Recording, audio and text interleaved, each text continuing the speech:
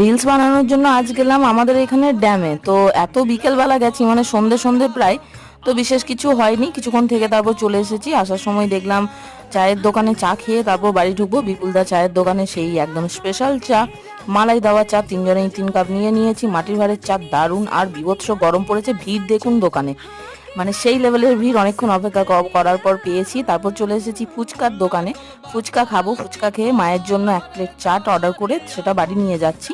মা চাট খেতে বেশি ভালোবাসে ফুচকার থেকে। আর যেতে না যেতেই সন্টু আর ধনুর, দিদি কি এনেছো? মাকে বলছে একবার করে, কই দিদি তো কোনো কিছু আনেনি, শুধু তোমার জন্য এনেছে। তো ওই যে ধনুর শুরু হয়ে গেছে ওর, যেটা শুরু হয় বদমাইশি, সেরকমই বাবা ওর সাথে কুস্তি করছে। আর মা এদিকে রান্না বসিয়ে দিয়েছে রাতের জন্য। আমরা এসেছি, আর সিম্পল মেনু হয়, চিকেন বানিয়েছে, যে ভাত খাবে তার জন্য ভাত, আর যে পরোটা খাবে রুটি খাবে তাদের জন্য স্পেশাল। তো এই যে মেনু রাতের মা বানিয়ে দিয়েছে। কারেন্ট চলে গেছিলো, তারপর কারেন্ট এসেছে।